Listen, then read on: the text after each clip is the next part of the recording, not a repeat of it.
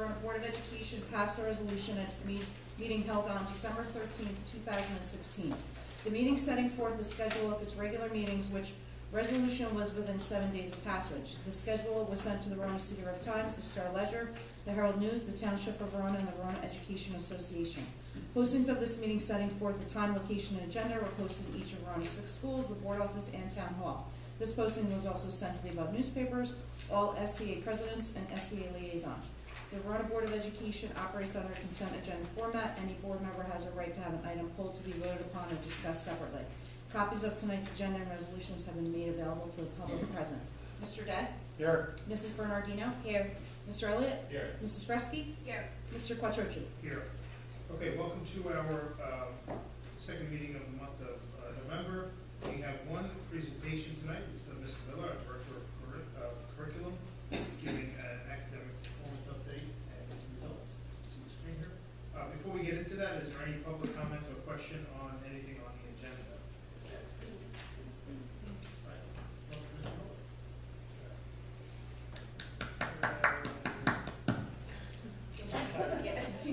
Thank you. If you can't see and you're interested, if you want to slide over, because you probably can't see through me. All right, so tonight I'm going to present to the board and to the public our advanced placement and park results from last year. So we take the park, which you've known about. We take that in the spring, and we take the AP. We're up to, I think, 23 courses now. That's also the classes start in September. They're given summer assignments, but then the tests are taken in the first 2 weeks in May.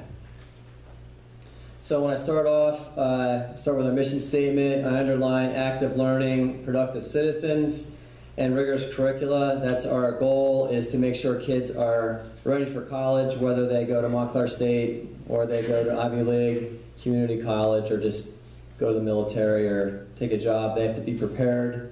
Be able to communicate, be able to figure things out through problem solving, because we know in life we have to figure things out, and our parents are always there for us, and they learn that a lot of times when they go to college. So our participation rate, we always use 2009 as the beginning, where we had a little over 14% of our students were in AP classes, and if you look through the years, it increases. Last year, with almost 44% of our students that were in at least one AP course.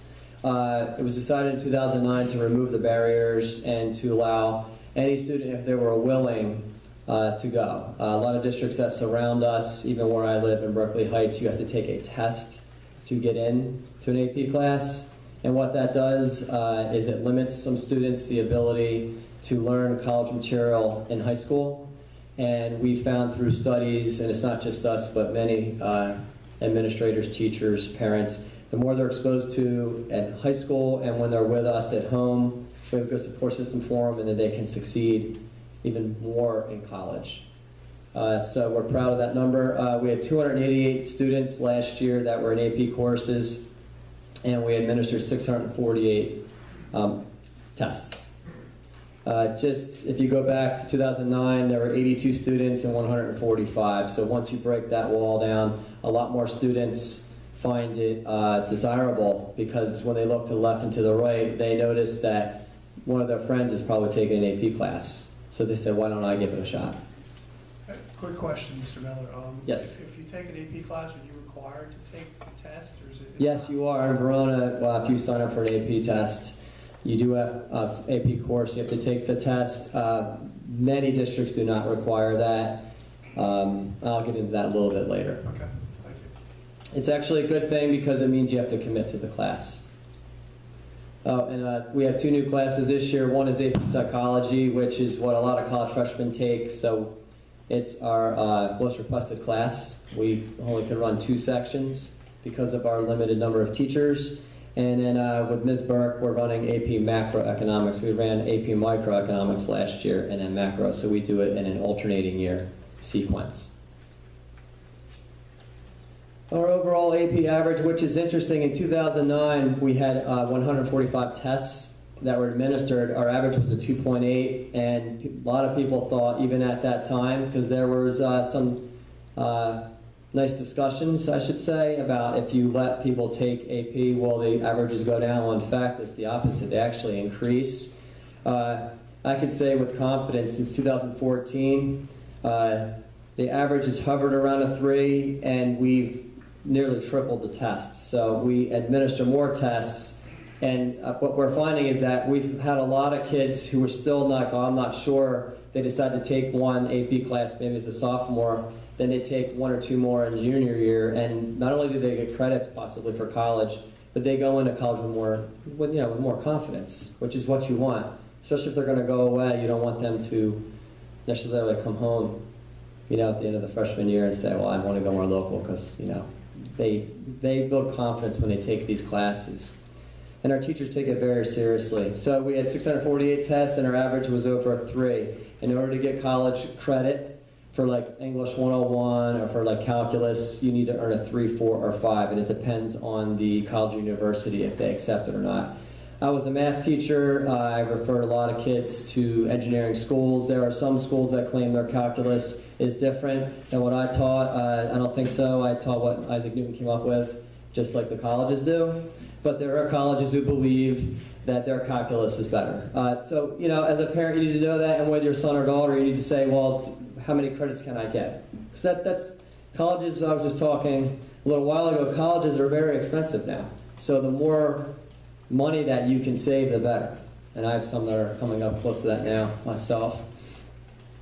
This is an interesting stat. It's always in an AP report card. It shows the last 5 years. It shows the percent of total AP students with scores. So, for example, last year, this microphone's right here, but Verona's in blue. In red is the total number of AP students in New Jersey. And then in gold, it's the global AP students. So what we found in the last 2 years is, I can tell you last year, we have a rating of 72%, meaning 208 of our students out of 288 scored a 3 or higher, which means that if it's like the old baseball cliche, if you build it, they will come. Well, if you offer these classes and you encourage students to take these courses, they will succeed and get a 3 or higher, which again, not only could give them college credits, but gives them confidence to say that I can handle college material. And what we have now, and sometimes what we do get is sometimes students may end up taking too many AP classes. So that's a good problem to have, but that's also a good discussion with the school counselor and with the parents. AP results, some bright spots. With our AP English language and composition scores, this is Dr. Meyer. So I'm going to highlight from 2012 to 2017. I highlight that because the previous year, in 2011, we had 10 students. In 2012, it went up to 36 students. So most people would be like, well, that's great, but you're going to really go down. But in fact, when you look, her average actually increases. If you know Dr. Meyer, she's awesome. She's a wonderful teacher of English. And last year and the year before, she had students, the average was near a 4. So that means not only does she present tough material every day, when they take the exam, it's just like being in a class every day. I'd like to follow with Mr. White. He's picked up a baton from Ms. Young for AP Literature, which is a really tough course. It requires you to know about 500 books. No one really knows 500 books, so we take our best guesses at what books we should know, from short stories and poems and some novels.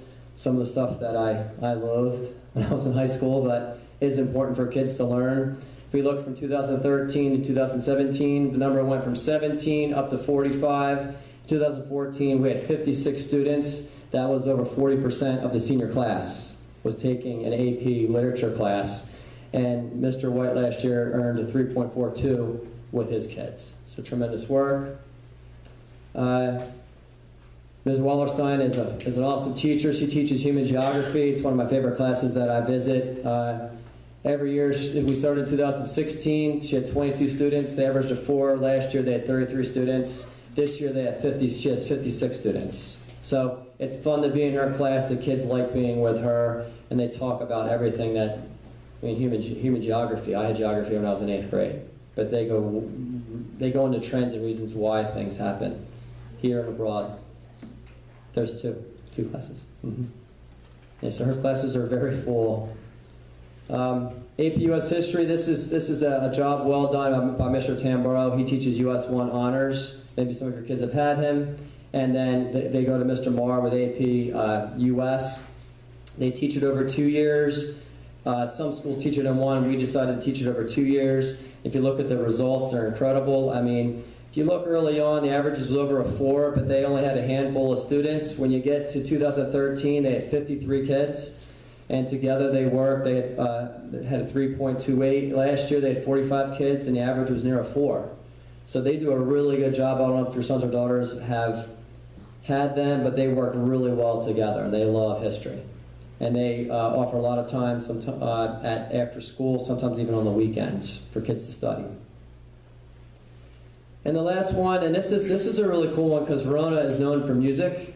When I got here, I learned right away that music, we had an addition put on, and it wasn't for a STEM room, it was for music, which says a lot. And we used to just teach AP Music Theory to just a few students, and last year we actually had 10 students take AP Music Theory, and the average was the highest it's been in 6 years. So the idea is when you have more people together, you have more collaboration, that actually the learning increases, it becomes enriched. So this is another neat stat. I learned this from Mr. Wirtz when I first got here. Mr. Wirtz knows lots of things. So he teaches Calc and Comp Sci. And there are these awards that students can get and these distinctions. So it starts with an AP Scholar, and that's for a student who scores a 3 or higher on 3 or more AP exams. That's good. When I was in high school, I took 1 AP class, but we offer more now. So 3 or more. An AP Scholar with honor, you average 3.25 on your exams, and you have 4 or more. And then AP Scholar with distinction, you average a 3.5 with 5 or more exams. And then the National AP Scholar, you have to average at least a 4, and these tests are tough, and you have to take at least 8. So in this case in Verona, you have to take 8 courses. So it's a lot of work. We have some kids that take 13, 14 courses over their 4 years. They don't sleep. Yeah, sleep is, they say they sleep when they go to college. So this is our AP Scholars. This is a neat graphic. So in the blue, it shows who an AP Scholar is. So in 2009, we had 9 students, and that's really awesome. But last year, we had 43. And it's because more kids are taking AP classes, and they're working hard. We had 11 students who had AP Scholar with honor. 37 were with distinction. And then we actually have 4 that are considered National AP Scholars. So that's a great honor. It goes on their transcript. They can talk about that during the college process. It really shows how hard they work. The AP exams are objective. There's no way around it. Every student in the country takes AP Calc on the same day, so there's no gaming this. So when they earn these honors, it's legitimate. And that's the breakdown there. So our 4 AP Scholars, they took 8 or more exams, and their average was 4.5. So that means they almost got a 5 on every exam, which is really cool. So we'll move into PARC. PARC was a consortium test. It replaced the HESPA. We used to give HESPA here junior year, and that was a graduation requirement. So now we have the PARC. And we've done the PARC, I'd say this version of the PARC for the last 3 years. In language arts, it's given grades 3 through 11. And this has come from the federal government. The mathematics is grades 3 through 8, and then they take algebra, geometry, and algebra 2. The assessment objectives. So this was designed with several states. The idea was to have students college and career ready. It was the same time that the Common Core came out, where 45 out of the 50 states adopted them. We compared performance across states internationally. These tests are more complex. They do assess more of the standards. So it's not just part of geometry, it's all of geometry. I say math because I'm a math teacher. Measure the full range of student performance, and they attempt to measure growth. So last year we had an ELA, exam. That was three sections in the method, which was 4. It's the same types of questions that they saw the previous 2 years. So if they were in 9th grade, they saw the same similar questions in 7th grade and in 8th grade. We applied for a grant because the way they set up the park schedule, I don't know if they knew, but the AP exams have been around a lot longer. So we applied for a waiver so that we can take the park assessment after we're finished with our AP tests, because our kids should work from the beginning of the year through that, take the AP, then take park. There's nice to have flow and continuity. And because we don't have Chromebooks for every student, we take Chromebooks from the high school, and when we work with elementary, we give them to the elementary, and then we get to the middle, and then they come back to the high school. We actually test and I'll show you on the schedule here, we test the high school. It only takes us 4 days because we spend 2 days in language arts and 2 days with math. With the other grades, we give 1 week for 2 grade levels each. How are they scored? So they decided that out of 5 levels, it used to be 3 with HESPA and NJS, but now it's 5, that 4 and 5 are considered passing. If you look at the next graphic, you start with a 650, you have to get to a 750 to get a passing score. You have to score at 50%. I was talking to Dr. Dionisio today, and it's an equivalent of an AP exam. If you get around half of the test right in an AP, you normally get a 5. There are a few students. I was talking to Mr. Wirtz today. There's one student in California last year who actually aced the AP Calc exam, and he was one of 12 in the world. So it was interesting to talk about him because nobody really does that. Okay, so let's look at our district as a whole. So we're going to look at ELA Mark results for grades 3 through 11. And on the right, it's the percent, on the left, I'm sorry, facing up, it's the percent of students who passed. So a passing score is a 4 or a 5.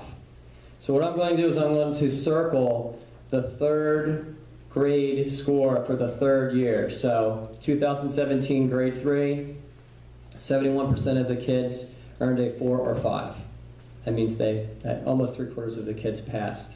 In 4th grade, 73% of the students passed the language arts portion. In 5th grade, 64% of the students, so 2/3. In 6th grade, 68%. In 7th grade, 73%. In 8th grade, 71%. In 9th grade, and pretty much our highest total, 76%. In 10th grade, where participation decreases, not just here but in other school districts, we're down to 43%. And in 11th grade, we have 55% of the students who earn a passing score.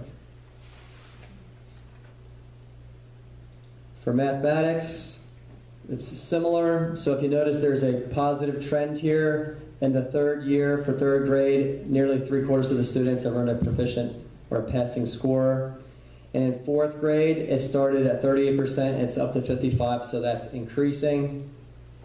What we're working with, it's a district initiative this year with our elementary. We're working with what's called rich math tasks. The questions that are asked on the park are not like simple addition questions. They're situational questions where there's lots of data, and they have to think and sketch out what the solution is.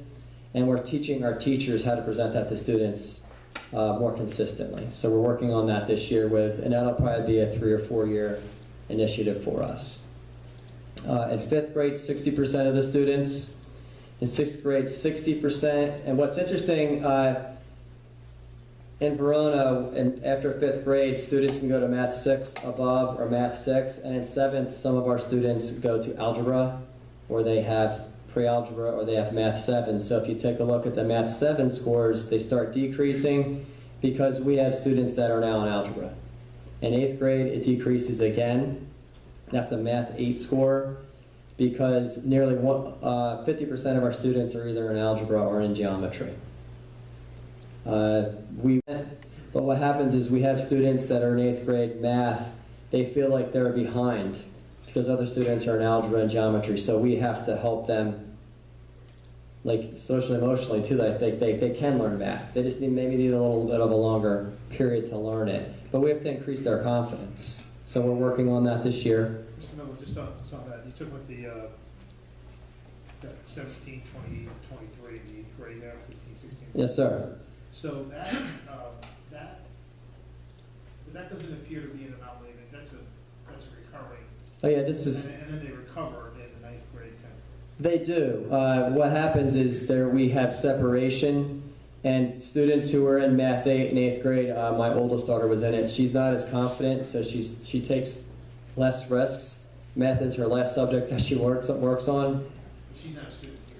No, she's not here. So how soon before you get the part results that we use on a comparative for the? Well, they just came out recently. I'm going to present them to that committee in December. So the question is really, is that an anomaly that you see statewide, or is that? Oh, it's statewide. There are districts that are at 5% with math 8 passing in 8th grade. So 5th, 6th, 7th. Yeah, they're almost every district. Dr. Denise and I went over a couple of our local ones because we could grab our hands on them. We couldn't get all of our comps, and there is a significant drop in all of them. That's because of the tracks. It's because of the tracking. We remove the kids who get it faster, Yeah. and what it does is it leaves a void Right. to some degree. So the higher performance students aren't math class aren't taking. Yeah, they're taking what are we get to? They're taking algebra in 7th or geometry. Right, so they're taking that assessment. Yes. So if you put the N in here, then you'd see, Yeah. some consistent N in Yes. 5th, 6th, 7th grade. Then it becomes less in 8th grade, then it pops back up again. Yeah, and I'll go to the next graphic. I'll tell you this. So, like in Algebra 1, we had 59%. That's in the district with algebra. At the middle school, 95% of the students passed algebra. So that's in 7th and 8th grade. They almost all make it. The students who still struggle are our high school students because they're our math 8 students. So they move, but they're still not as confident as they can be. So our teachers work at it, but it's hard. It's hard for our students. And the test questions in algebra are really tough. I've looked at the exam along with the Algebra 1 teachers, and they go, wow, you can ask this? And I go, yeah. It's allowed to be asked. It's in the standards. When we go to geometry, 56% of the kids pass in the district, 100% of the students pass at the middle school. Mr. McCagnon last year, every one of his students passed, or a 4 or a 5. What's interesting, and I don't have it here, but when you get to geometry and algebra 2, because they have this tied to graduation for our high school students, a 3 is also considered passing, so geometry would be over 70%. Because some of our high school students, they earn 3s. But I just didn't do it in this graphic. I was just going to mention that. And the same thing with Algebra 2, which the state has come out and said is a really difficult test for all students to pass. We've been up and down some, but our participation in Algebra 2 is very low. I think we had about 45 students out of like 125 students last year. So to put data when you only have about 30% of the kids take it, it's not real. It's not a fair stat. So that's all I really have to present. These are resources for parents. Friday nights, Saturdays, Sundays, you want to work on some math questions with your sons or daughters. And some of you do. These are great websites to go to. The questions are geared to more how we see math now as to when we were kids, when we were learning. Are there any questions? Mr. Miller, you said you're going to be putting together and analyzing the comp results, so that way we can take a look and see during Education Committee at a future meeting how our students' scores, our teachers' scores compare to our comps. Districts. Yep. Okay, good. Thank you. Welcome. Good. You're welcome. Thank you. Thank you. Okay, let's do superintendent's report. Good evening, everyone. First, I'd like to thank Mr. Miller for coming out tonight and presenting on the standardized test results, especially with the success of the AP program here in Verona. It's a testament to the district's commitment to the removal of barriers for students to get into these rigorous courses. A few years ago, also utilizing research-based best practices in order to use the PSAT scores to identify students who would be successful in AP courses, which is why you see the exponential growth. It's a testament to the students and the parents for their commitment and their dedication to these courses, and obviously to our teachers for all their hard work and effort, which, as we're expanding opportunities for our students, you start to see the enrollment increase, and you also start to see the performance increase. So kudos to Mr. Miller, our principals, our teachers, and the team for providing such great results and for the presentation tonight. I'd also like to commend the 4th grade teachers and our librarian, media specialists, and our principals, and also the support of the SCA. Last week, we were fortunate enough to go to the Caldwell movie theater. Our students were able to watch a culminating activity. Wonder the movie came out, and over the past several months, our students and our teachers have been reading in the grade 4 level. It's an all grade 4 book read on inclusion and disabilities, and our students were able to have a lot of meaningful conversations with our teachers, and then also to go and see the culminating activity with the movie. So that was a huge success, and our students and our teachers had a great time. And I'd also like to commend our new VHS swim team, who had their first meet last night against Milburn at the Caldwell Community Center at the pool there. A great accomplishment, some really nice accomplishments individually, and for a new team to get together and to do really, really well. And last but not least, our girls volleyball team, unbelievable season this year, so we'd like to recognize them. We will be inviting them to a future meeting here with the Board of Education. They finished the season with 31-1, with their only loss against number 1 ranked team, IHA, ranked in the state number 1, and also ranked nationally. The girls volleyball team captured their 2nd straight American Division title, their 2nd straight Essex County championship, their 2nd straight sectional championship, and their 1st ever group state championship. They were able to advance to the Tournament of Champions, and hats off to them, to the coaches for a wonderful year, and for all the support from the parents. And that's it for the superintendent report.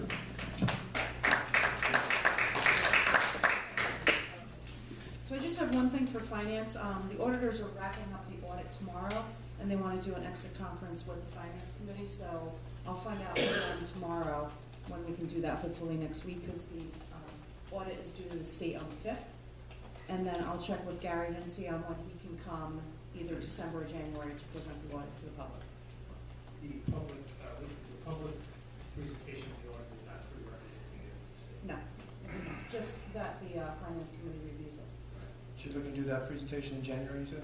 Either December or January, yeah, depending on his schedule. There's only, the only meeting in December is the next one. Correct. Okay, do we have any discussion items? Do we have one?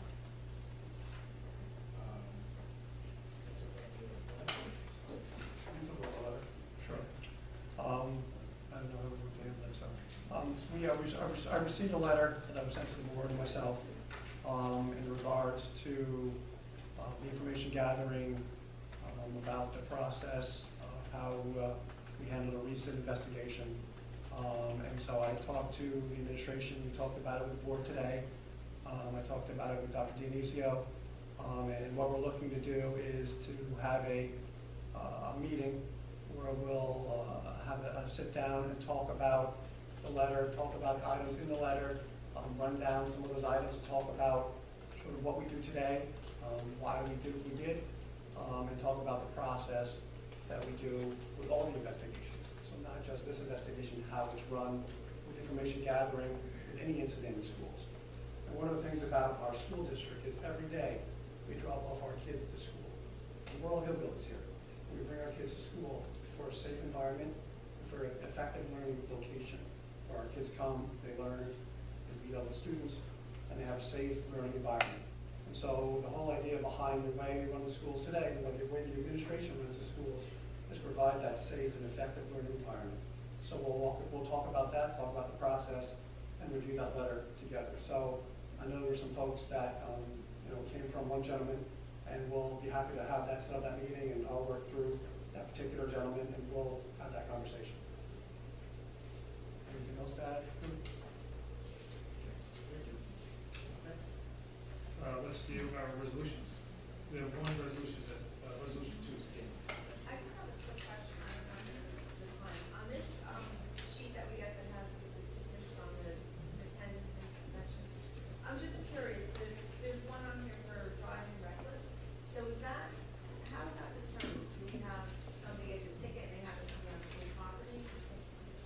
It could be a combination of that. It may be that the police was involved, or it likely is where the administrator or teacher actually witnessed it themselves. So And then beyond the school property coming out or It likely was on school property.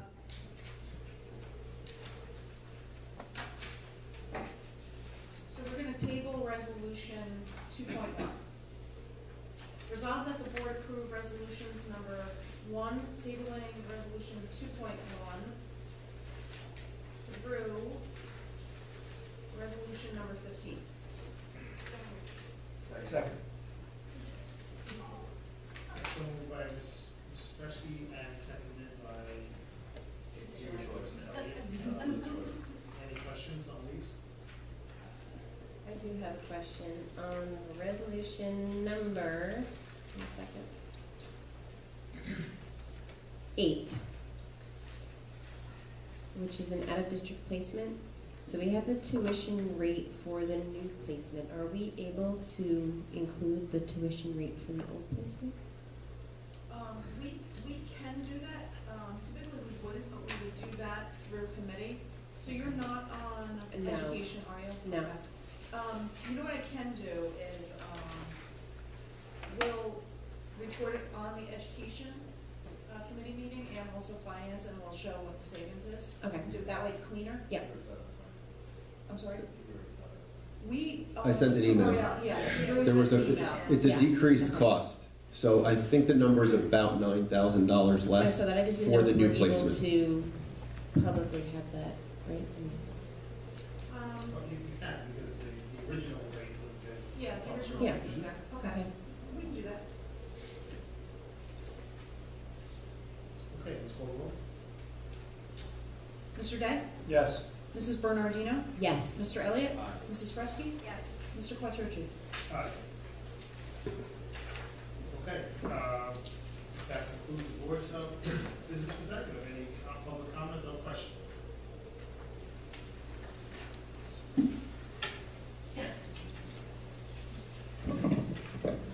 Good evening. My name's Frank Ferrari, 43 Howell Drive. I was up here about a month ago, and I was not around 2 weeks ago for the last meeting, but I had some time to go through the survey that you took with the players of the football team. And I've been I was a VHS grad in '74.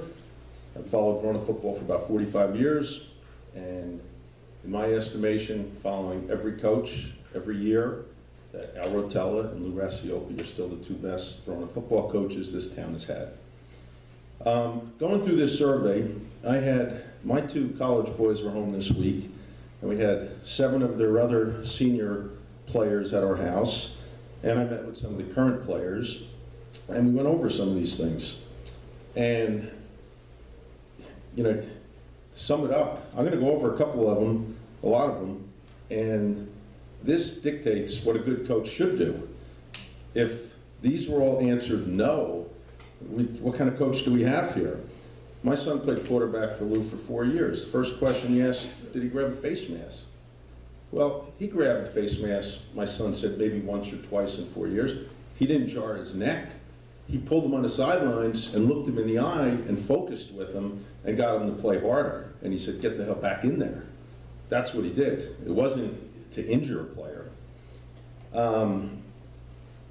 Denying water breaks. They told me, including some of the existing players, that they all have water bottles. They get all the breaks they want, except during a drill. During a drill, yes, you have to wait a few minutes, and then after a drill, you can drink your water. So that's like a loaded question. I don't understand that one. Have you ever witnessed a head coach make a player cry? Okay. If you're going to cry on a football field, you shouldn't be on the field. Maybe your father's making you play, but, you know, that's, again, you know, I played football for 8 years, and, you know, a kid who cried usually quit the next day. And the kid said Lou never made, you know, picked on a kid individually to, you know, make a kid cry. You said here, encourage players to miss school instead of practice. One of the first things Lou said to the parents and the players in the beginning in August is school is very important. It will help you get into a good college, whether it's for sports or not. And he never, at least with my kids and some of the players that I talked to, he never told them not to miss school for practice or for a personal matter. So, and I think some of the kids will be up here at the next meeting, and so you'll hear it from them verbatim. Has a head coach or assistant coach ever made a player run sprints for punishment? I would hope so. I mean, that's called good discipline for any type of team. And my kids played basketball here and other sports. If you were late for practice, you got benched. You didn't play maybe for the next week. That's normal. Yeah. It says here, also, did you have to run sprints when it was hot? Half the season is hot. They start in August. Again, that's a crazy question. Of course, 82% said yes. Have you ever been punished that would be unhealthy? Okay, have you ever been punished or pushed to exhaustion where it would be considered unhealthy by the head coach or assistant coach? So basically, what is the definition of exhaustion? These kids are 14 to 17 years old. They're not medical doctors. If you run cross country, you're running all day. You're pushing yourself to exhaustion. If anyone has lifted weights here, you don't just lift weights for a couple minutes. Jerry, George, you guys can attest. You push yourself to the limit, or you're not getting anything out of it. And it's the same for running and conditioning for sports. Question 6 here: are you encouraged to go to a doctor if you believe you're injured? Okay, all the kids I talked to, if they had an injury and it was serious, of course they went to the doctor. If it was just a pulled muscle, then that's something different. Then you're not going to go to the doctor. So that's a loaded question. And by the way, Jay's an awesome trainer that you have here at the high school. Have you ever been intimidated by a high school coach? I would hope so. A coach demands respect from his players. If you're not intimidated, especially if you're a freshman or sophomore, then something's wrong. I mean, he's the boss out there. Again, a loaded question. Number 11, I think, really sums it up. It says, is anything inappropriate happening in the football program that you're not comfortable talking about? And 100% said no. So that means that, that they felt that everything they did was appropriate for football to try to win football games and to better condition your body. So that's it on the summary here, but I'd like to know, why, when the way this whole process went down, what I was told was roughly 3 calls came in from some underclassmen's parents. So why didn't anyone from the administration, superintendent, the AD, the principal, go watch a practice and see for themselves instead of just suspending the coach on a few phone calls? I think I mentioned a month ago, I went to a ton of practices over 4 years. And if I saw anything that was abusive to my kids or any other of those kids on the field, you would have heard from me 5-6 years ago, because I would have been the first one here. And I can't talk for this year, but I think Tom Sharkey got up here a couple weeks ago and spoke. And he said he went to every practice this year. He saw nothing out of the ordinary, just good, hard-nosed football and a lot of conditioning. So I'm just surprised that nobody went to a practice to witness this, what you're accusing coach of. And my kids again, and the kids in their class said nobody was ever in any physical danger, or nothing imminent to warrant this, at least what they witnessed in practices. And so they were shocked over this, as well as a lot of us are. The last thing I want to say is that 2 things. One, you're really setting the bar low here for any new coach to come in.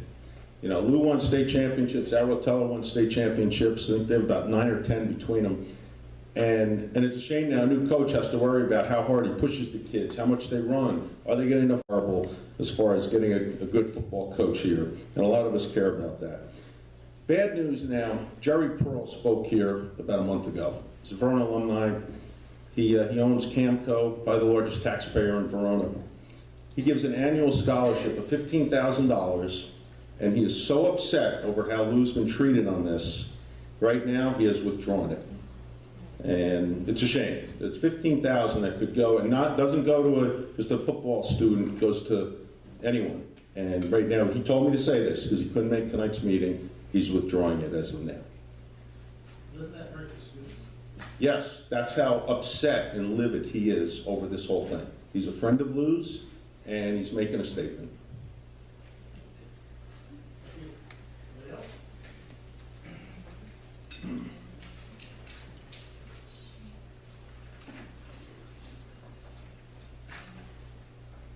Good evening. Mark Riggio, 36 Morningside Road. So I am a Coach Rassiopi supporter, but I didn't come up here to talk about Coach Rassiopi tonight. I'm dealing with a personal issue, and if you just give me a few minutes so I can give you some background and make you understand why I don't have faith in our current administration, I would certainly appreciate your ears.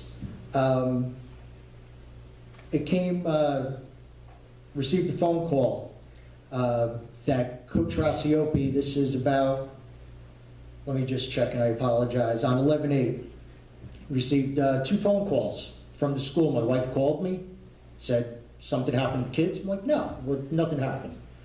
Get a third phone call, no message left, from Kim Verona. I don't know who she is from, if you put her in a lineup. Said, well, we want to let you know that we were told that Coach Rassiopi told your son Nicholas to go kill himself. So my wife is shocked at this. It's absolutely ridiculous. So we were able to ascertain that the alleged incident took place in the Glen Ridge game. We got the phone call 4 to 5 weeks later. Pretty shocking. As a parent, a pretty bad thing. So let me just give you a little bit more background. He didn't play that game.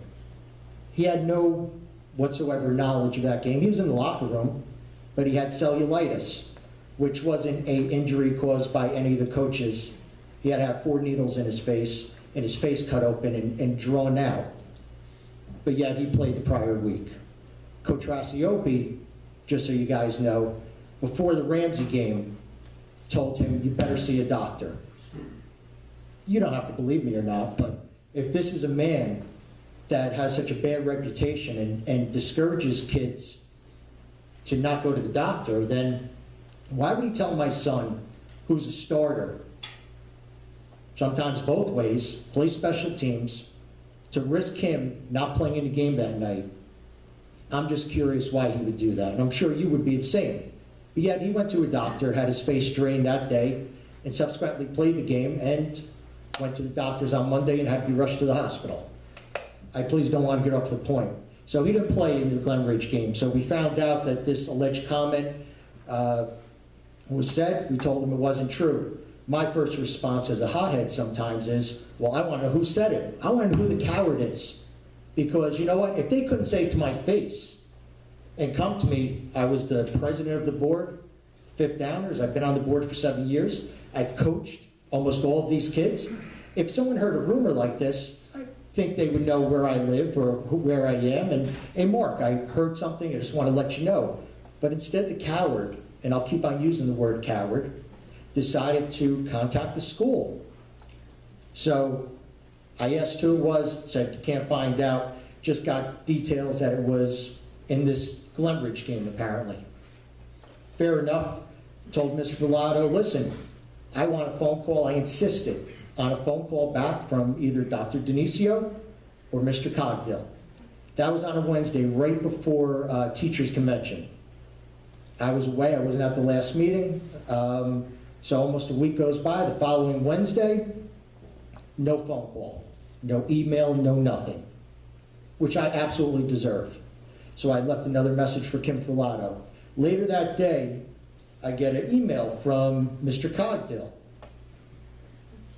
And I'll just read, I'm not going to read the whole thing. Due to confidentiality, the school is not at liberty to disclose the information. Well, that's not good enough for me. Okay, I know you're not going to tell me who it is. I get it. But I'd like to know other details. And I think as a parent, you would want to know and I want to know. So I get these emails, and I believe, John, I copied you on one of them, and I copied Dr. Denisio. Well, Friday I get a phone call, I get home from the airport, and I got a phone call from Dr. Denisio, which I appreciated. And he told me, so I'm going from no information from Mr. Cogdill to Dr. Denisio telling me, well, it was a parent. So there's no other parents in the locker room. We know that. So it's coaches and players. So I guess somehow that this player told their parent and this parent told somebody. So my thing is, number one, how did they tell you? And who did they tell? Now, I don't think those are unreasonable questions. Because I personally don't believe the day we got contacted was the day that the school found out. Okay? I can tell you it was the day that we found out. How would I know? I just told you. I'm sorry, that's not good enough. Okay. So why couldn't, That's the answer. I'm sorry, I wasn't talking to you, but, I don't even know. So he's Oh. the attorney, so he's. Is he one of the attorneys? Again, I'm not here to be confrontational, but if it was your kid, you certainly would want to know this. And by telling me how they were contacted and who was contacted, how was that giving me any further information? I'm just curious. Mr. Rizzo, our responsibility, as I shared with you on the phone, is to, when we get information, share it with parents, so that way we can take all precautions to ensure student safety. Beyond that, that's all I could comment on. We can't share with you who that person is, as I shared with you on the phone that day. Well, then why'd you tell me it was a parent? If I'm being told in one email that you can't tell me anything, and then I get a phone call from you on my cell phone that you can tell me that it's a parent, but then you can't tell me how you received that information, whether it was a phone call, email, text message, and you can't tell me who, I think that's certainly unreasonable. And I'm certainly within my rights to ask these questions. It's certainly not giving up the confidentiality of whoever lied about this. So, again, this just goes back to not having confidence. It's the same thing with the investigation. There's district policy, 5710, pupil grievance. Yeah, I'm not going to read through the whole thing, but it says the pupil should first make the grievance known to the staff member, so that would be the coach. I'm sorry that I'm bothering you, that you're huffing and puffing, but anyway, well, No, it's called arrogance.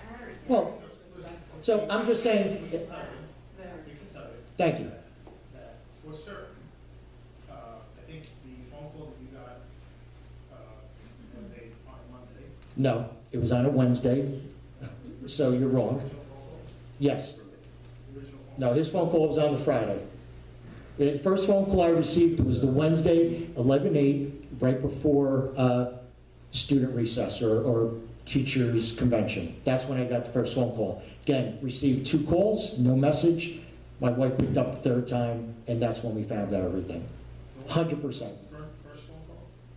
That was the first phone call. You said a couple phone calls. There was 2 phone calls the same day. 3rd phone call the same day we picked up, 11/8, the Wednesday. Okay, so as far as we're aware, Right.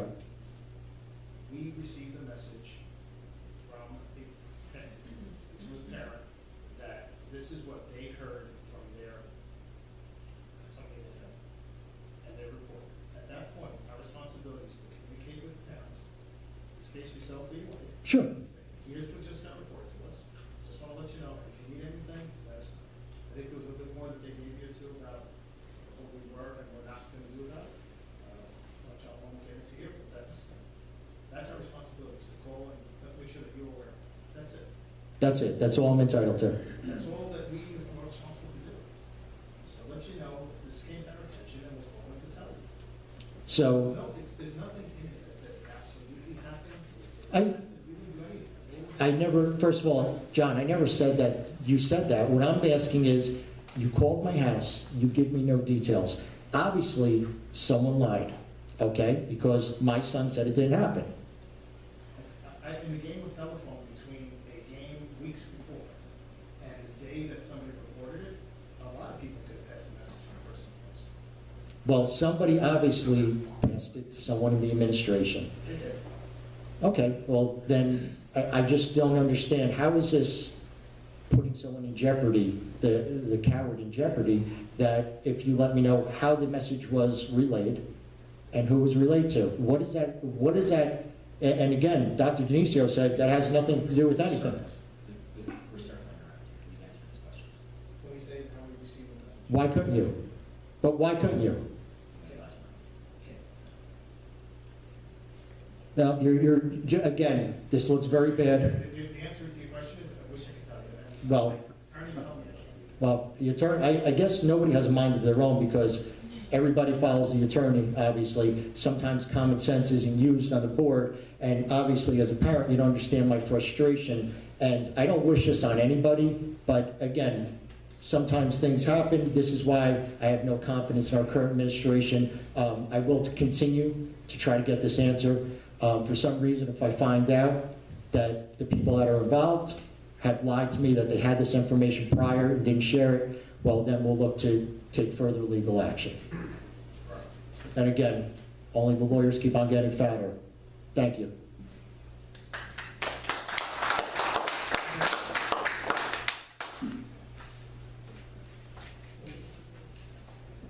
Hello.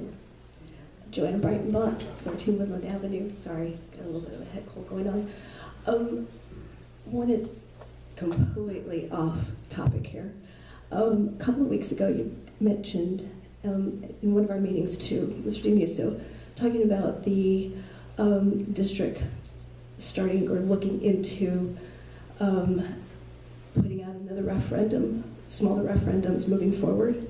And I think our discussion had led us to the result that there would be we'd be looking to do that within the next year. Is that correct? Now, with the new tax reform laws coming out that the House just passed, and then now we're looking at the Senate, and how that will affect private activity bonds, how will that affect our ability to go to bond, if even at all? So it shouldn't, because the bonds that we issue are municipal type bonds. Mm-hmm. Tax authority. Okay. So it shouldn't affect the schedule of this to the target that we have is to try to get onto the ballot for November election. Okay. And so even if it does, I mean, just simply asking when, because my husband deals with immunities, and I know that, in terms of where he is right now, it does affect it. So I just wanted to make sure. The question was just whether or not those municipal bonds if that was affected by the new tax reform law, and it shouldn't be. Is what you're saying? Okay. All right. Perfect. Thank you. Anybody else?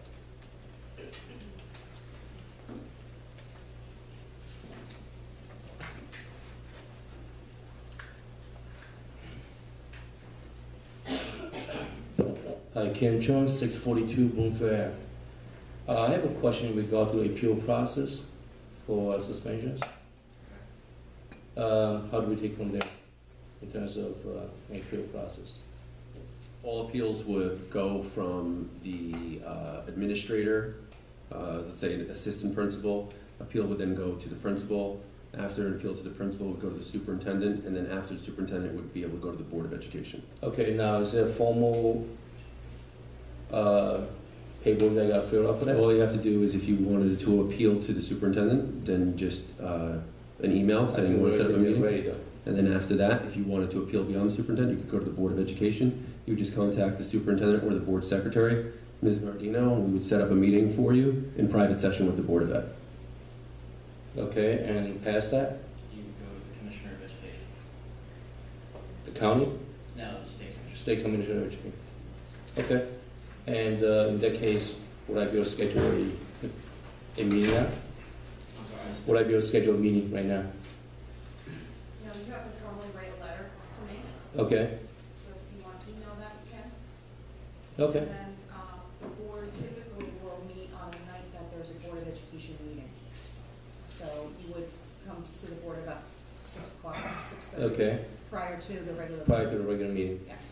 Okay, that's fine. And how long does that process usually take? Like a week, like for the next meeting, or The process in terms of when. scheduling an appeal meeting?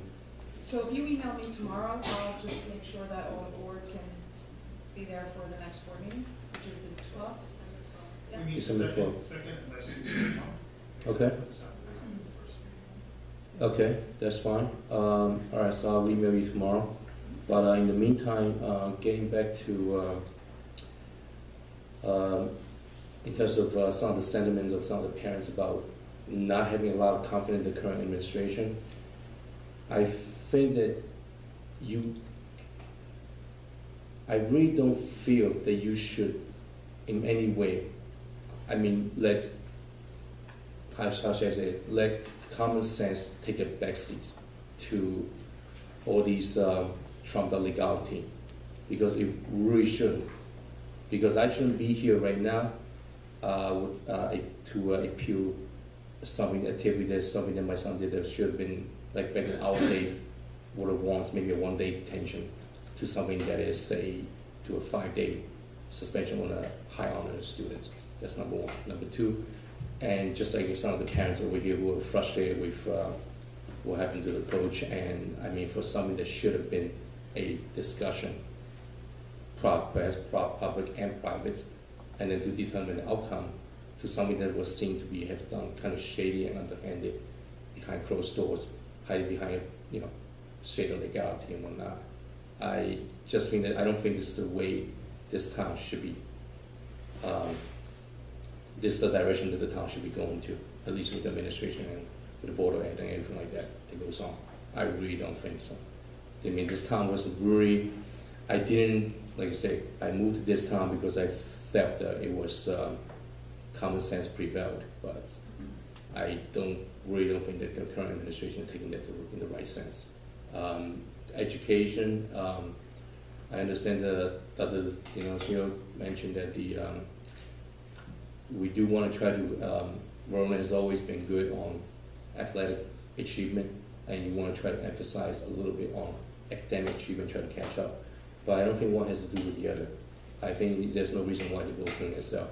And the other thing is that in terms of in terms of what we're doing in all the other AP classes and whatnot, yes, it's good. You're preparing kids and whatnot, but I strongly feel that a lot of these kids, especially in middle school, they're not getting the foundation that they need to move to, even if some of the kids, they're in AP classes, they still can't even figure out change from a $20 bill. And that is a big problem. I think that you should really focus on the foundations. I mean, just like I remember telling you that you want to teach the kids why 2 + 2 is 4, instead of just telling them 2 + 2 is 4. But I think they need to know that 2 + 2 is 4, and then you can teach them, when they're mature enough to understand that, then you can teach them why 2 + 2 is 4. Because I think otherwise you are just teaching them a whole bunch of theories, and they have absolutely zero real life, tangible perspective to back up the knowledge.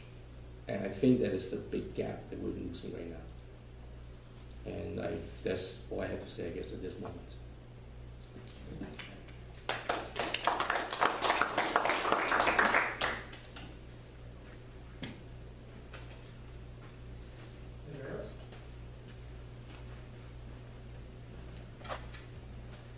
Okay, we're going to close tonight's meeting. Next meeting will be December the 12th at 6 p.m. The board will have its confidential session, followed by public session at 7 o'clock.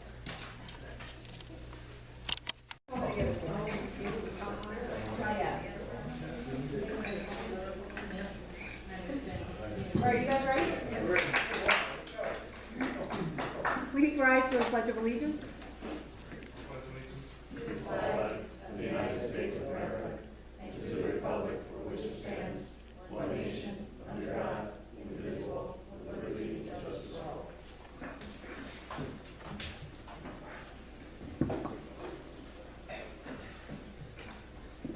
This meeting is being conducted in compliance with the Open Meetings Act. The Verona Board of Education passed a resolution at its meeting held on December 13, 2016. The meeting set forth the schedule of its regular meetings, which resolution was within 7 days of passage. The schedule was sent to the Verona City York Times, the Star Ledger, the Herald News, the Township of Verona, and Verona Education Association.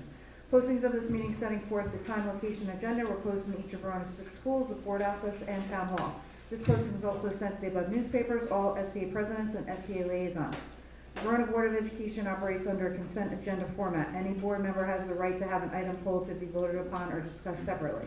Copies of tonight's agenda and resolutions have been made available to the public present. Mr. Day? Here. Mrs. Bernardino? Here. Mr. Elliott? Here. Mrs. Fresky? Here. Mr. Quattrochi? Here. Okay, welcome to our December meeting. There is only one board meeting this month, given the break and holidays, and that's tonight, of course. We have two presentations tonight. We're going to do them in the reverse order than what the agenda is. We'll have Mr. Merkla go first and do the full sports awards, followed by Mr. Gary Vinci, who's our auditor, to review the audit results. Before we get to Mr. Merkla, are there any public comment on any agenda item? All right, we'll turn it over to Mr. Merkla. Okay, thank you.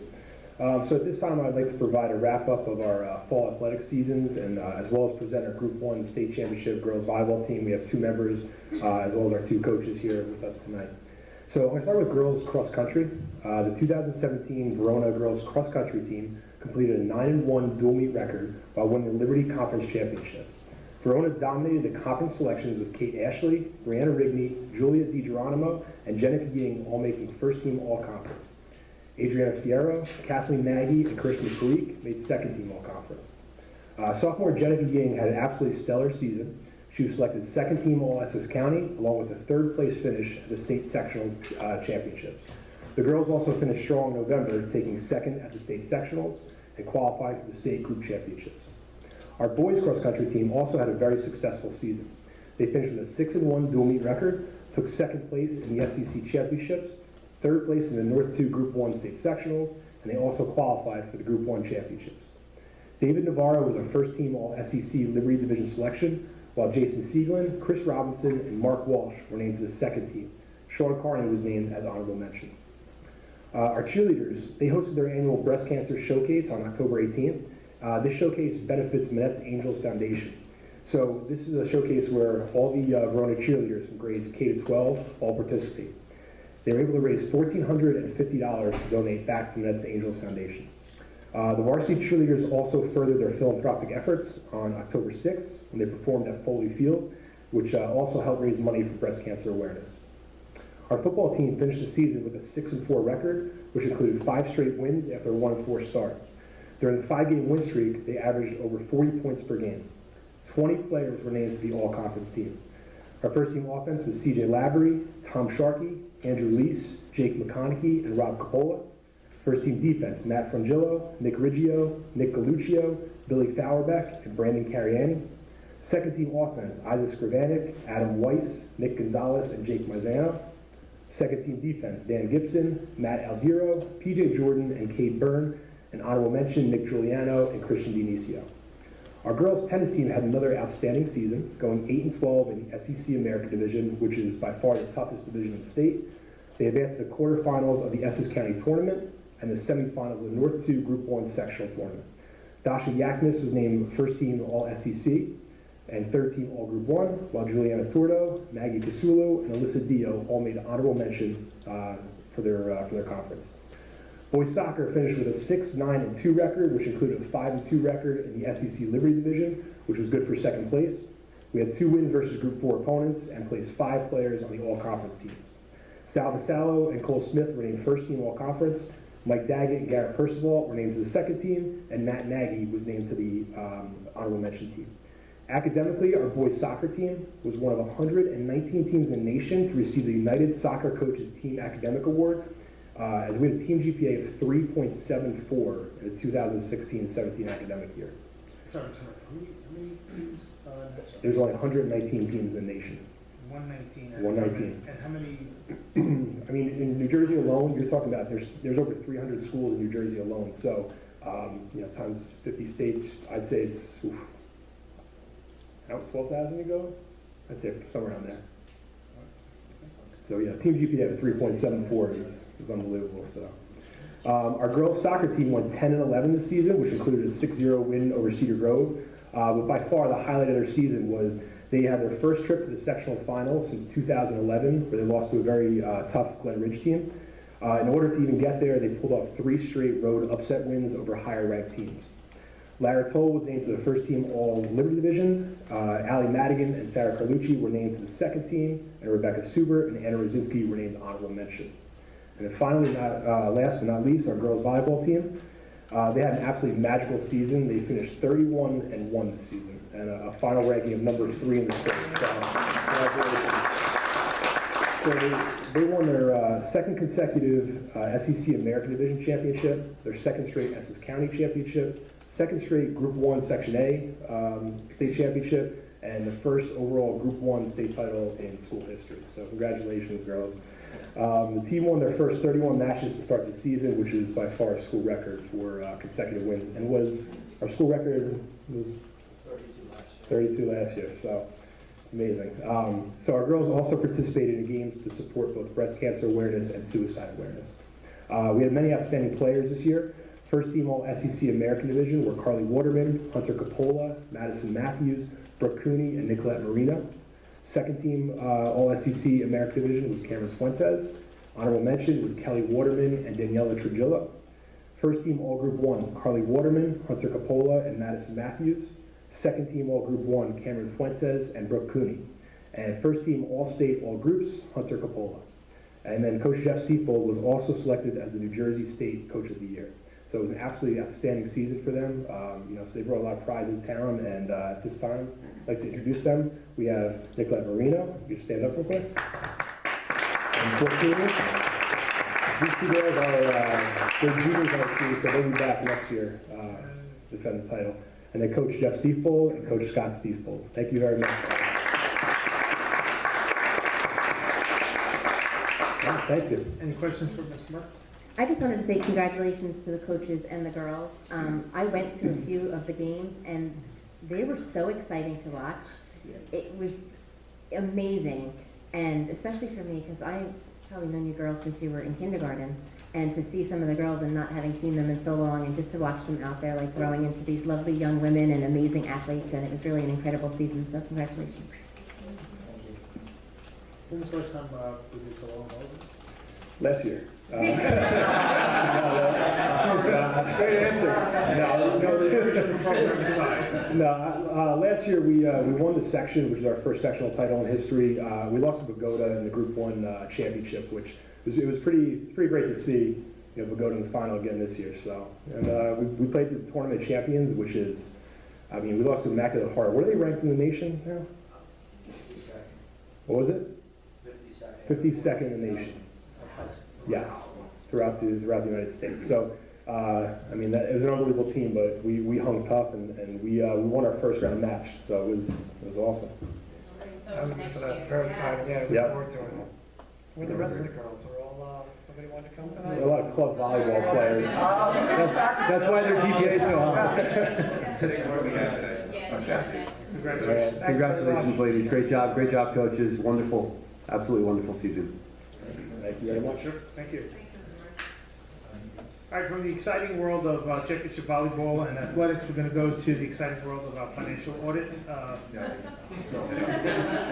By all means, you don't need to stay for this. Unless, of course, you want to. You want to hear some accounting numbers? You can watch on YouTube later. Thank you.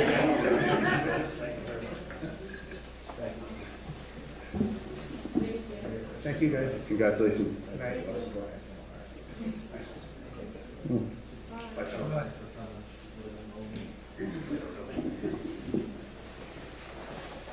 Okay, so we have Gary Vinci here, and we have the board all have the famous two books. Yes. The executive summaries, little book, and the big one. Financial report, correct. Yep. I also believe you have the audit synopsis. It's a 3-page summary. Does the board have the synopsis, Cheryl? You know what, if not, I'm sitting on the counter. Is it the one that we saw finance? So we- Yes, and it was also attached on it. It should be in here. Yeah, it was, but you know what, let me get it. Yeah. that'll be fine.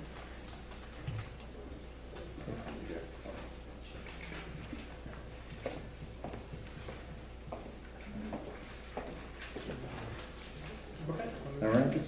Okay. And again, congratulations to the coaches and athletes. Fantastic program. Yeah. Super. The synopsis may be an easier document to follow only because it takes the financial report balance sheet as well as the last page is the audit recommendation. And just to summarize where the district is financially at the end of June, we provided 2 reports, a financial report and the auditor's management report. If you look on the first page of the synopsis, that will be your balance sheet at the end of June 30th, 2017. The district ended the year with reserves and surplus just over $1 million, which is about $150,000 actually less than the prior year. And there's really 2 areas where there was a decline. $1 million is a very good reserve balance, but most districts today are obviously looking to increase that bottom line specifically for capital needs for future improvements. So just over $1 million, I'm sorry, that's the $1,005,901. Correct. All right, and that's, as I mentioned, about $155,000 less than the prior year. And there's 2 areas where there was a decrease. Remember, the state limits how much surplus a district is allowed to have. If you have more than that balance, you create excess surplus.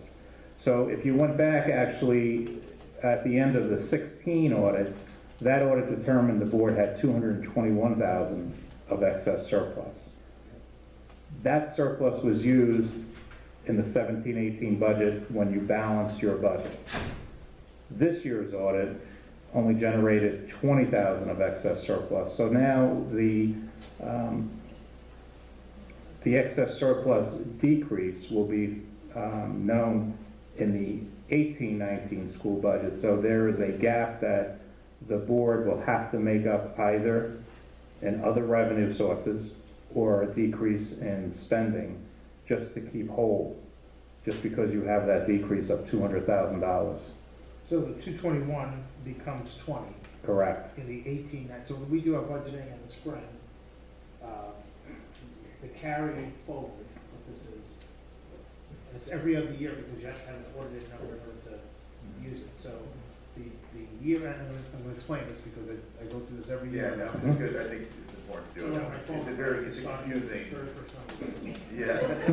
So I got, so the 221 is carried forward excess that we use on the revenue side of the budget. Carried forward every year, okay?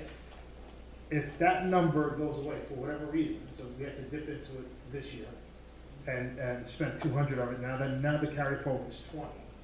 On the revenue side of our budget, when we do our budget planning for the 18-19 year, which is the budget we'll be doing this spring, there'll be a decrease in our revenue of about $200,000. We start out $200,000 in the red. We have a hole of $2,000. Correct. Well, we start at negative $200,000, not on the zero. revenue side. Yeah. Very good explanation. So while we're on this, this has been a topic of debate from time to time as new and old members of the board have come and gone. As a normal course of action, is having such a carry forward at all desirable? I think what's important, if you do have a carry forward amount, is that the balance is stable. In other words, your situation, you're going down 200,000. What's really recommended is that you try to have stability with that dollar amount. So if it's not 221, maybe it's 201, or maybe it's 230. You don't have that dramatic impact. Right, and this is the money that we have to dip into for, There's all kinds of reasons throughout the entire budget, yeah. Okay, so. That's okay. In 1920, though, if everything else stayed constant, we don't scrape up another 200. Well, you can We carry. have to be worried about that now.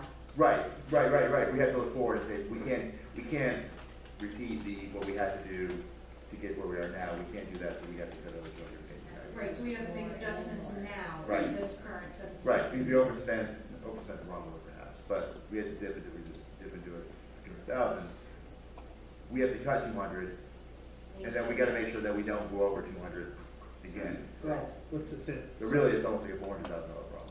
No, it's not, unless we do something now. If we fill the gap, then we can just leave it instead.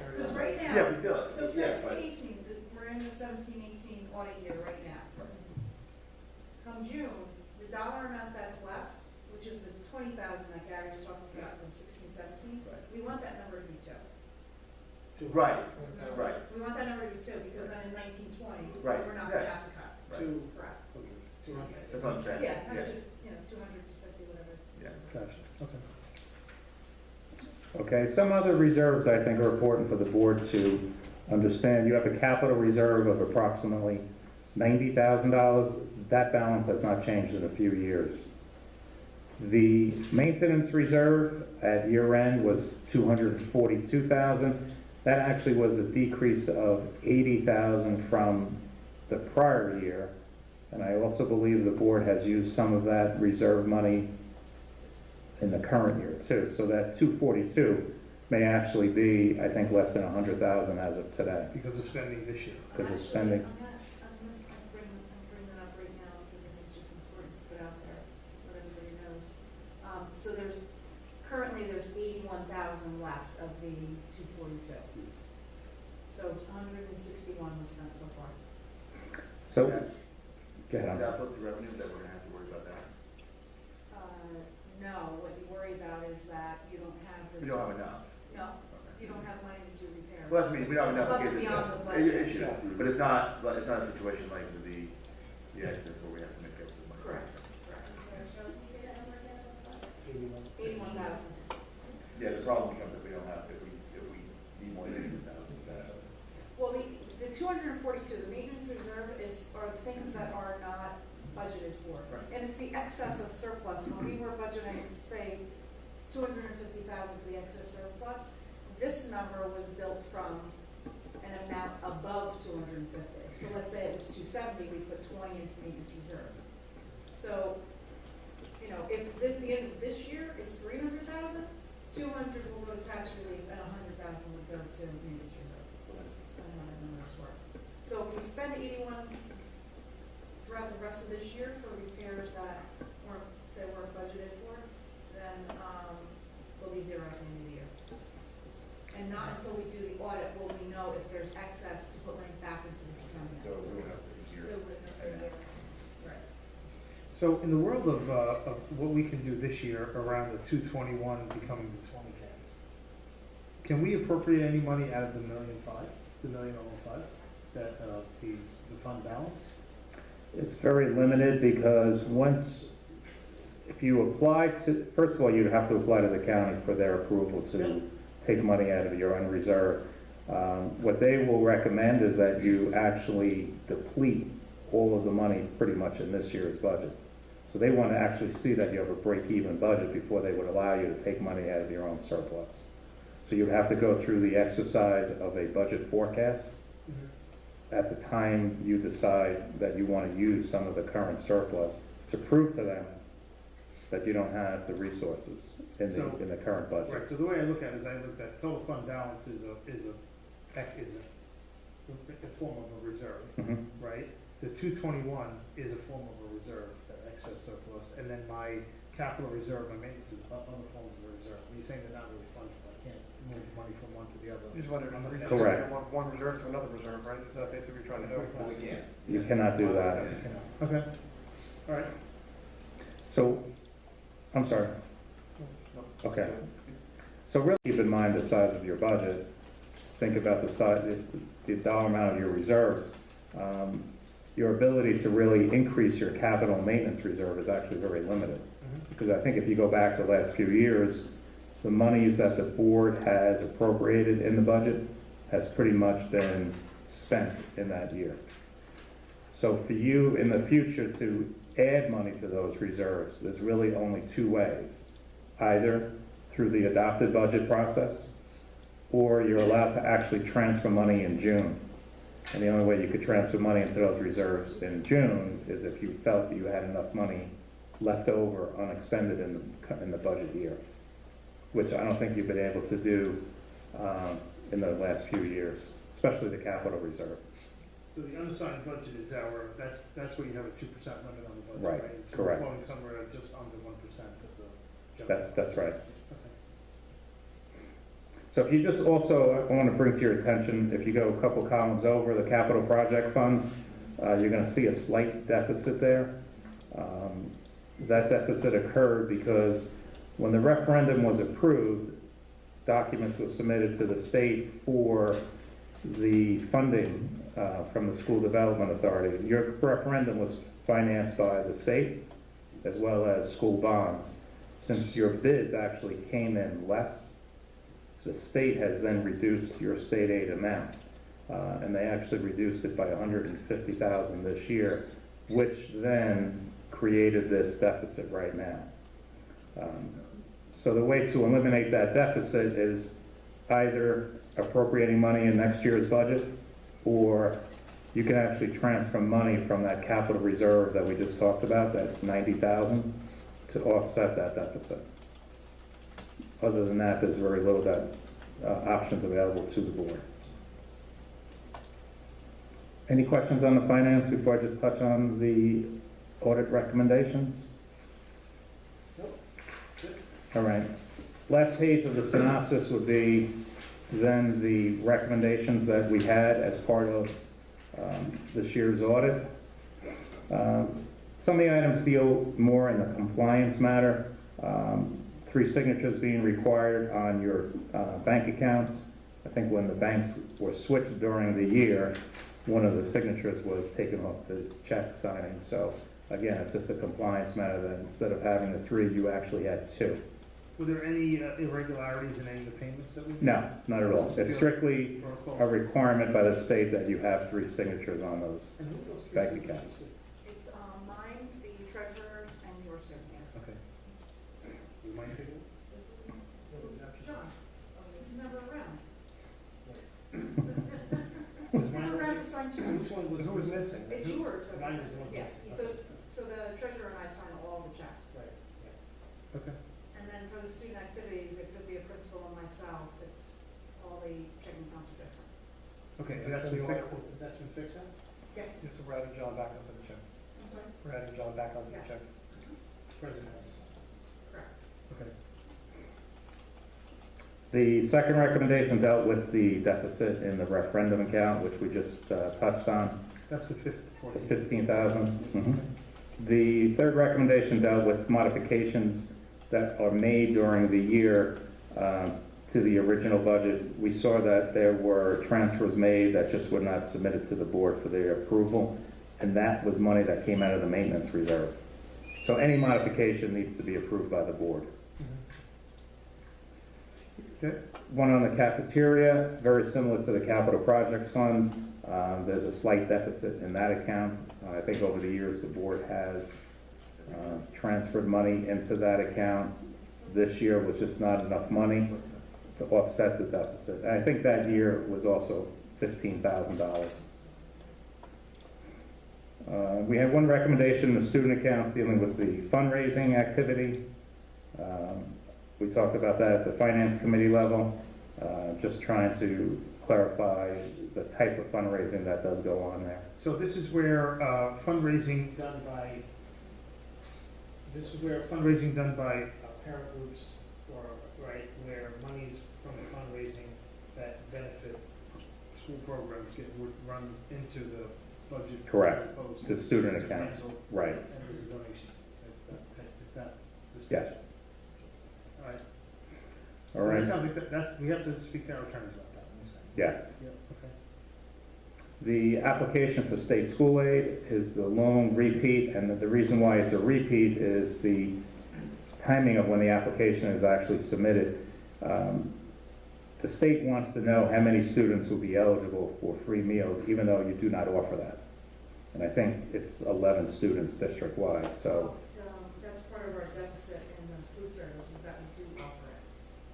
So we are not part of the federal free reduced lunch program because it has to be 5% of your population that qualifies, which would be over 100 kids. We only have 17 this year that qualify. So the question on the ASSA is more how many would qualify for free reduced lunch, not how many get it, because we're not a district that needs to provide it. But this was something that the township did years ago where they provided free lunches to needy families because only the township knew that. And they actually wrote a check to the board every month for every free lunch that was served. The township's calendar is on a calendar year, or their finances are on a calendar year. in January of a particular year, 5 years ago, they decided they weren't going to do it. So because it was a mid-year thing, the board decided that they were going to continue to provide free lunches.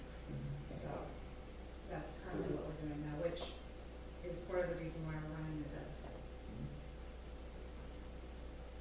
Okay, and the last recommendation dealt with your capital asset inventory.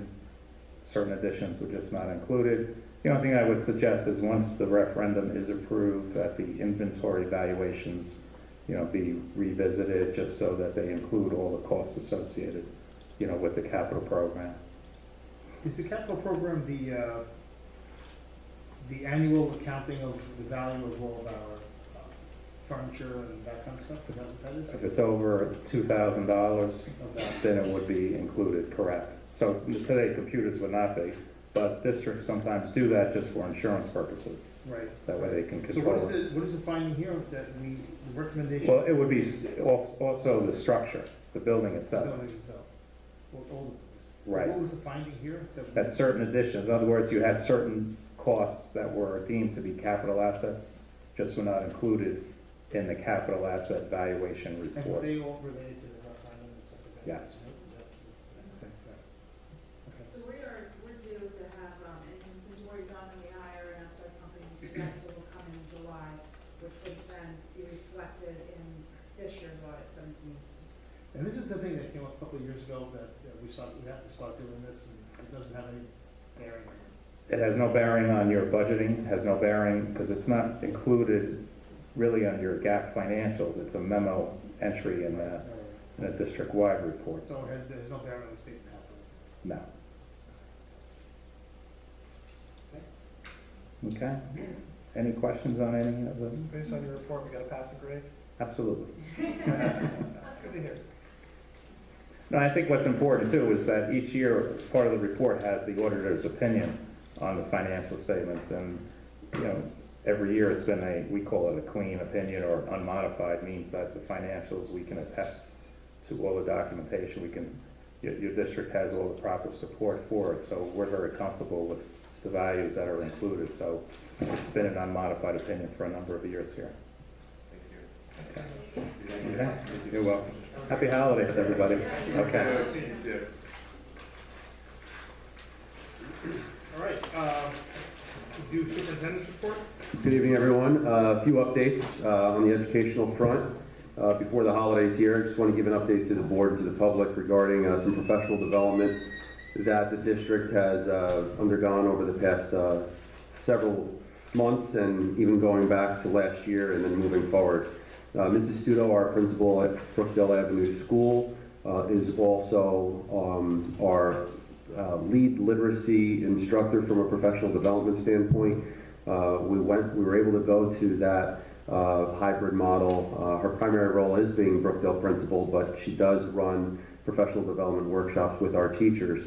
And she has one coming up on January 9th with grades 3 and 4 throughout the district, January 11th with grades 1 and 2, and January 18th come the new year with kindergarten teachers, and focusing on blended reading and writing together, and not treating those professional development opportunities separately. And this is all around the Columbia University Teachers College Workshop, reading and writing workshop model. We will also be building on that at our middle school level at HBW in grades 5 through 8. We have done, we'll continue to do that this year, but we recently had professional development for our English language arts teachers there on November 21st. Our external trainer, Eric Lepis, who worked for many years with our elementary teachers, is now working with our middle school teachers in English language arts, and with Dr. Bangia and Mrs. Venezia. They're continuing to support grades in teaching mini lessons and supporting our students through conferences in reading and writing. At Verona High School, most recently, just wanted to recognize that a few weeks ago we had Mrs. Sywick, who is our math teacher at the high school and our coordinator and advisor for the Math Honor Society, who Mrs. Sywick recognized at an event here at Verona High School after school one day, recognized our senior students who were recently inducted into the Math Honor Society. Last year in the spring, we did not have any students who were inductees. At the time, we made a decision, the high school made a decision, our advisor at the time, to have an induction this fall, and we're very proud of our students and their accomplishments and all of their hard work.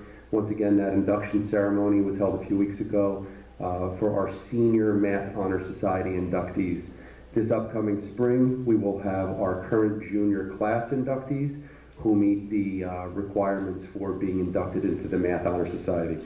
So kudos to our students for being recognized for their academic accomplishments there. And Dr. Denius, how many Yes. students were, maybe I missed it, how many students were recognized? That's a great question. The minimum GPA is a 3.85 GPA. I'd have to pull up the exact number of senior students, but I could get that to you. And then last but not least, Ms. Harth, our technology, engineering, and design teacher at HBW. She's done a fantastic job over the past several years in building a brand new engineering program.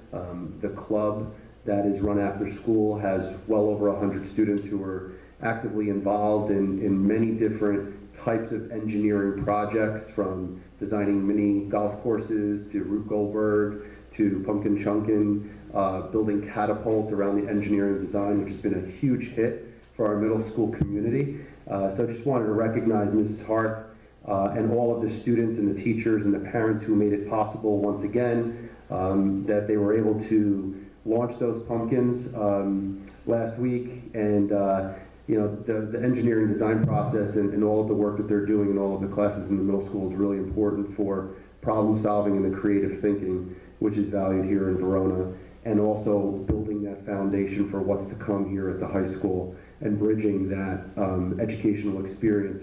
And at the high school, our engineering and design teacher, Mr. Atkins, also came down to HBW and helped support that initiative with Mrs. Hart and with several of our high school students. So it's nice to see that the programs are working together in order to build something very special. So kudos to Mrs. Hart for her amazing efforts over the past several years, and to all the teachers and students and parents who made that possible this past year. And that's it for the superintendent's report. One sense, I'm sorry, just to tag on to that, anecdotally, it seems like we have a lot of students going into STEM majors in their college careers. Is there any statistics? I mean, I know it's kind of hard to track what their major is. In college. Yeah, in college, but it'd be interesting to see, because just having children that age, it just seems like a lot of them are pursuing the STEM field.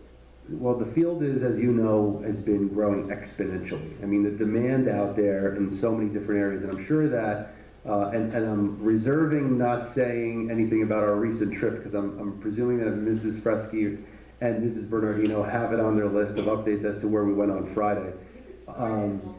It was the work around, we were fortunate enough to go on Friday to an iSTEAM workshop initiative all day. Ms. Bernardino, Mrs. Fresky, and myself went down as part of a partnership with New Jersey School Boards and the United States Army, and it was fascinating to see and to learn about what's going on with our U.S. government and the military. Oftentimes, many people think about the roles in the military as combat-oriented, and certainly that has an important and necessary role. But the amount of engineering and design and the number of occupations and careers that exist for students and for our future today are endless. I think they mentioned at a minimum of 150 different careers. Not all of them, of course, incorporate engineering, but the positions that exist within our U.S. military are very different today than they were years ago. And that's just one facet of the job field. That doesn't account for all the private sector jobs. So it has grown.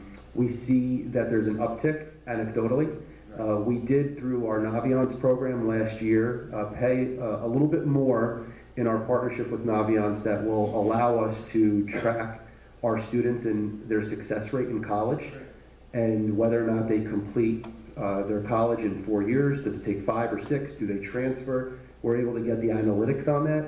Obviously, because we just signed up for that, that will take a few years to kind of ring true for us. But I could check to see if it also tracks to see what their majors would be, because that would be interesting. It would be interesting just to see, like, as we put a lot of emphasis in these programs in the lower grades, and like, it just feels there's a lot of graduates pursuing STEM careers in our majors in college, but just to Quantify it. But that ambiance, that is self-employed.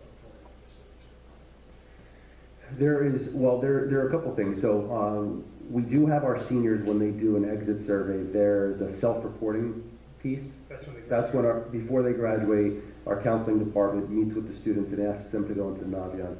But the component that we actually paid additional funds for, a small amount will allow us to not necessarily track specific students, but be able to get the analytics around the students' graduation rates, and because that's a measure for how are we doing in preparing students for college. What I'm asking is, how does ambiance get that data? The students as well?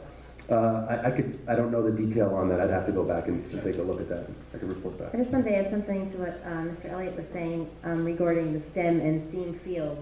I kind of have the world colliding from different aspects. So the iSTEAM tour that we went on Friday, I just took a group of girls excelling in math and science from my school to New York Hall of Science today to do engineering hands-on and to see a film called Dream Big, which is all about engineering. Also taking grad school classes, and some of the videos I've had to watch for class really talk about the STEM field, the STEAM field up and coming, and that one of the professors said, it's not so important where you go to school anymore, it's what you're studying in school, because everything is leading towards those fields.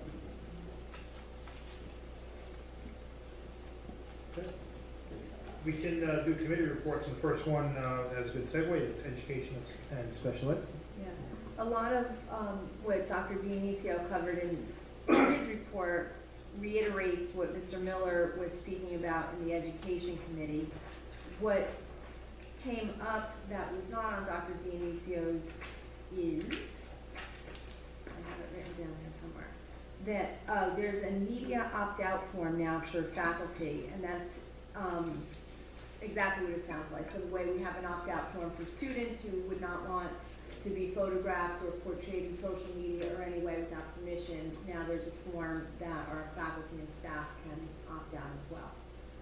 And the other thing that Mr. Miller shared with us was that the PSAT results have come in, and that has been being used for placement, for student placement in classes.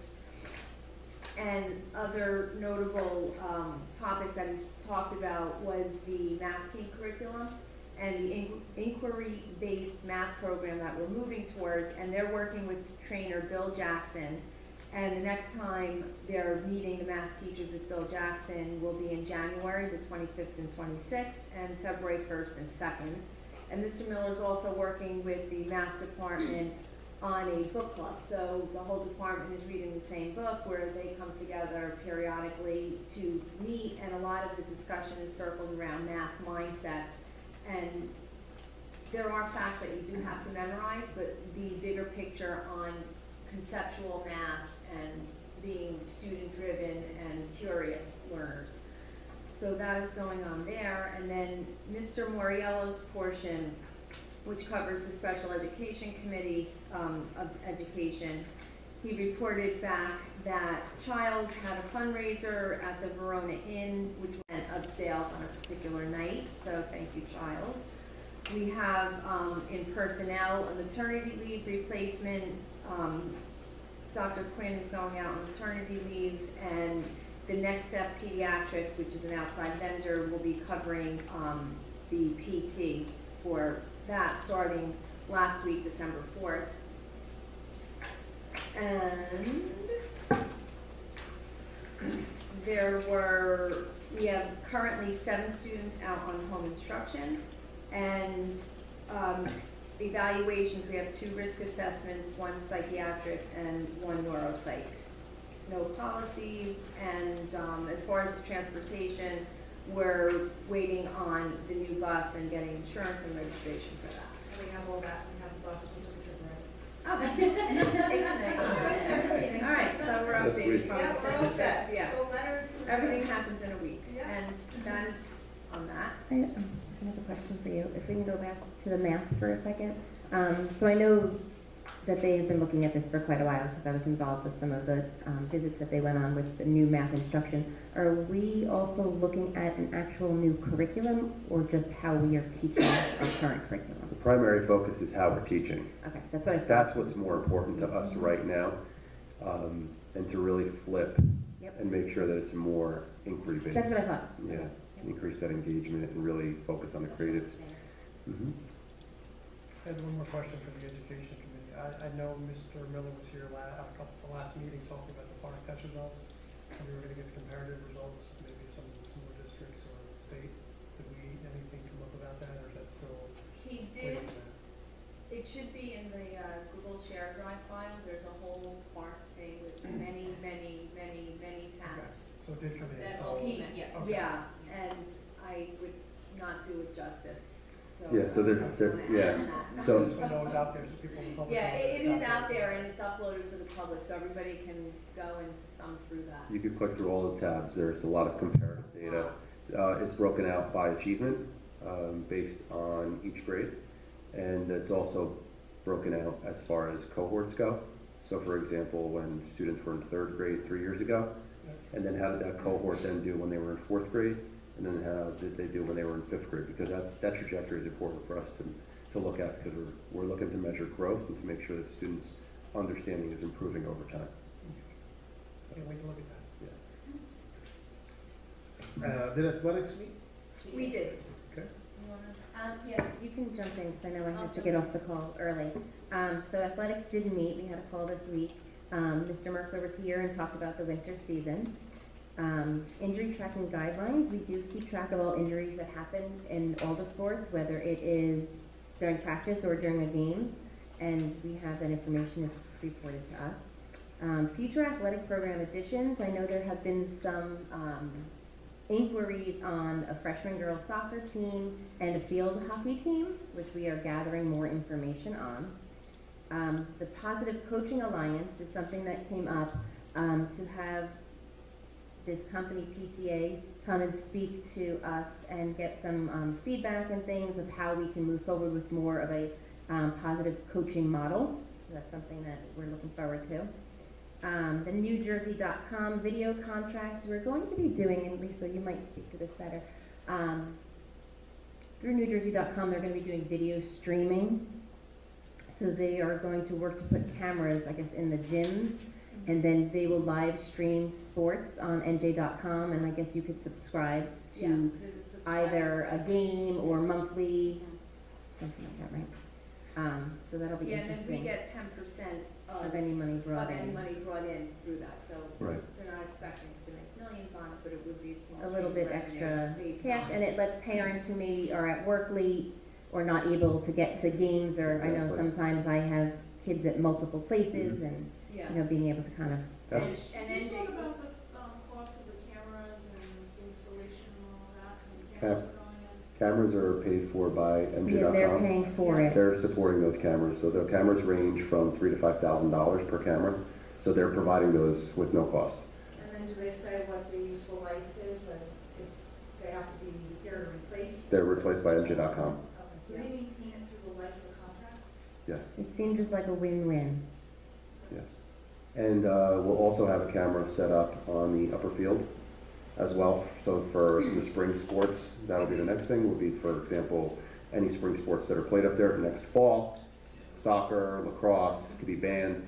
We could actually have access, and as Mrs. Bernardino said, if you're staying late at work or you could never get to that 4 o'clock game, you could now access it and you could pay for that Or subscription. grandma and grandpa who live Yep, far away. who live far away. That's what happened when the boys went down for that state Yes. championship. Yeah. For the basketball yeah. champions, that's right. And So I think NJ.com is also gonna do the marketing of that to get the word Yeah, out so on it's that. nothing So they're really gonna on promote us, it, so and it really is nothing Seems on just us. like it's a great thing for us. to go into. There are some field trips coming up. The French and Art Honor Society is going to the Metropolitan Museum of Art. The fashion program is going to MoMA. The Model UN will be attending Bronx High School of Science to compete in the tournament. The Euro Challenge will take place in New York City, and the grade 5 through 8 student council will be taking a walking tour of Philadelphia. We also have some coaches that are being, I guess they're on resolutions tonight, for assistant coach for spring track, assistant girls lacrosse, substitute bus driver, substitute nurse, and a volunteer wrestling coach. Did I miss anything? No, you got it all. The only other thing, Mr. Merkler put out, and he's in the process of working on developing a coaching handbook and updating that. So he sent us a very rough draft of that, but I went back and forth with him a little bit via email, but I'm working my way through reading all that I haven't gone through. Okay, yeah, and we have the meeting set with the Positive Coaching Alliance. Correct. Yep, And Positive Coaching Alliance is, I'll send the email out with the hyperlink to the board, so that way you can take a look at it, but anybody can Google it. It's a partnership developed through Stanford University. So there's a lot of collaboration there. So we're looking forward to hearing what they have to say during our teleconference that we'll have in January. I think that's a great thing. So. Yeah, and I'm just gonna add with that, because it'll probably come up on a finance committee, that, there's it would be $2,200 for a 1 year, or if you contract with them for 3 years, the price drops to $1,850 per year. And that includes, meetings with them, developing on what a successful environment looks like, and it's not only tactical training, it's also kind of bedside manner and life coaching and just the holistic view of it. Yeah, and I feel like it kind of forms and ties nicely with our We Are Verona and kind of this climate and culture. So I think a good next step. Okay, did buildings and grounds?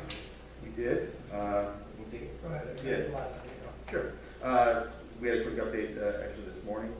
The tree planting in for the multi-field project has been completed. Phase 1, we're pricing out phase 2. The price is a little high right now. We challenged them to try to come back maybe with some other options. I think New Trust said it's about $39,000. We're narrowing that. So maybe we can find some more or some less expensive trees. The parking and painting of the retaining wall in the lower field's been ongoing. We kind of ran out of good weather to get that completed, so that one has to be picked up again in the spring, but progress was made. Along with that, I did inquire about the bathroom on the lower field as well, and that is not complete either. I asked whether or not we got that ready for the beginning of the baseball season. It looks like by mid to the end is probably more likely, because the water's off for the year, so that's what we can do. They just installed approximately 80 carbon monoxide detectors around the building. There was new regulations that above any space above, below, and each side of a heating unit has to have a CO2 monitor, and those were done. So what I had, we did have carbon monoxide detectors in the building. Yes. They expanded the regulations to require you to have more based off the location as well, based off where you had one of the rooms, and you have to have the adjoining rooms and rooms above and below. So Right. that's why we expanded the use of carbon monoxide. So they installed, like I said, approximately another 20. They're getting the buildings ready for QSAC. We're still getting quotes for the field maintenance for all the fields. That's probably going to, that may be around $20,000 annually, but we're going to see what we can come back with there. And then FM Brown is looking for a new section in front of the building. And The SCAs are contributing. yeah, so that's exactly. Some of those lines years ago. Yeah, that was our Are they suggestion. contributing? We don't know. We're looking at that. I don't have their particular. It's an early stage. Because It was brought before up. they do anything, I think they have to run the design labs, because there are times when, and I'm not saying that this was recent, but there have been times where stuff has been purchased and we're like, That's do not you have right. any input? Yeah. Yeah, so the approximate cost of that is around $4 grand, but they are talking to the SCA's to see. Okay. Can you just repeat that? You said FM Brown, I didn't hear what you said. One's a new sign for the front of the building. Oh, new sign. New FM Brown sign. Are you with that skills community? Yeah. Okay. That's it. Okay, let's do our resolutions. Before we do that, can I just give a shout out to the staff at HBW for parent-teacher conferences last week were always successful, and it was smooth and good night. So. They did a wonderful job. I was also in attendance, and because a lot of people go during the day, and usually the evening shift is always crowded, and it wasn't as crowded. I was there in the evening, and I waited on some long lines. I waited on some lines, but I heard the daytime crowded. I'd also like to add congratulations and job well done so far this week. It's a busy week this week and next week for holiday concerts. Yesterday was FN Brown, this morning was Brookdale, tomorrow will be at Lanning, and Friday it's Forest, and then next week we have VHS. Mm-hmm. Okay, so Mrs. Bernardino requested that we vote on resolution number 2 separately. So resolve that the board approve resolution number 1, excluding number 2, and resolution 3 through resolution number 25. So moved. Second. Moved by Mr. Elliott, seconded, co-seconded by Mr. Day. Any questions? Please call roll.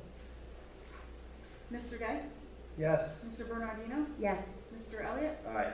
Mrs. Fresky? Yes. Mr. Quattrochi? Aye. Review number 2. Resolve that the board approve resolution number 2. So moved. Second. Moved by Ms. Elliott, seconded by Ms. Fresky. Any questions or comments on this? Please call roll. Mr. Day? Yes. Mrs. Bernardino? No. Mr. Elliott? Yes. Mrs. Fresky? Yes. Mr. Quattrochi? Aye. Okay, we're gonna have one more resolution. We should go back to confidential just to finish the dialogue that we had at the confidential session at 6. Probably wouldn't be more than 15 minutes.